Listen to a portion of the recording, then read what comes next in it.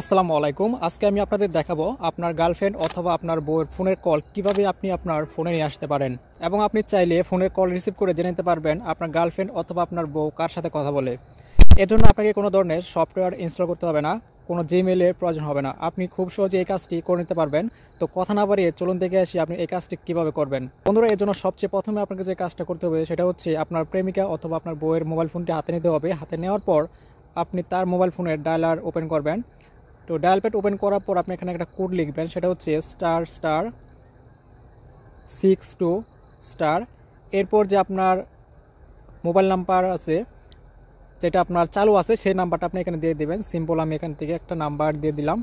দেওয়ার পর আপনি হ্যাশে ক্লিক করবেন। ক্লিক করার পর কলে ক্লিক করবেন। এরপর দেখবেন এরকম একটা নোটিফিকেশন আসবে।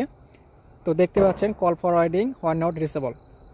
তো এই কাজটি করলে আপনার যখন আপনার ওয়াইফ বা আপনার প্রেমিকার ফোনের নেটওয়ার্ক সমস্যা থাকবে তখন কিন্তু সেই কলটা ট্রান্সফার হয়ে আপনার ফোনে চলে আসবে।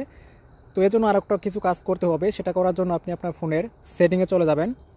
আপনি সার্চ বারে গিয়ে লিখবেন কল বা কল ফরওয়ার্ডিং লিখে সার্চ দিলে আপনি আপনার এই সেটিংটা পেয়ে যাবেন। তো এখানে দেখতে পাচ্ছেন কল ফরওয়ার্ডিং, এর উপরে ক্লিক করবেন। ক্লিক করার পর একটু ওয়েট করবেন। এখানে দেখতে পাচ্ছেন কল ফরওয়ার্ডিং, এর উপরে ক্লিক করবেন। এরপর ভয়েস কলে ক্লিক করবেন। বন্ধুরা, আপনারা দেখতে পাচ্ছেন এখানে কিন্তু লেখা আছে always forward no number set. এর উপর আপনারা ক্লিক করবেন, এরকম ইন্টারফেস থাকবে। তো দেখতে পাচ্ছেন ফরওয়ার্ড টু। এখানে আপনারা যে কাজটা করবেন সেটা হচ্ছে আপনার ফোনের যে নাম্বারটা আছে সেটা আপনি এখানে দিয়ে দিবেন। তো সিম্পল আমি এখানে নাম্বার দিয়ে দিলাম। দেওয়ার পর নিচে দেখতে পাচ্ছেন ক্যান্সেল এবং অ্যানাবলে ক্লিক করে দেবেন। তো অ্যানাবলে ক্লিক করলেই কিন্তু আপনার সব কিছু হয়ে যাবে, অর্থাৎ আপনার ফোনের আপনার ওয়াইফ বা আপনার প্রেমিকার ফোনে যতগুলো কল আসবে, যখন আপনার বিজি থাকবে, নেটওয়ার্ক সমস্যা থাকবে, অর্থাৎ যত সমস্যাই হোক তার সিমে, তখনই কিন্তু সেই কলটা ট্রান্সফার হয়ে আপনার ফোনে সরাসরি চলে আসবে এবং আপনি কল রিসিভ করে জেনে নিতে পারবেন যে কার সাথে আপনার ওয়াইফ বা আপনার প্রেমিকা কথা বলছে এবং সেটা আপনি জানতে পারবেন।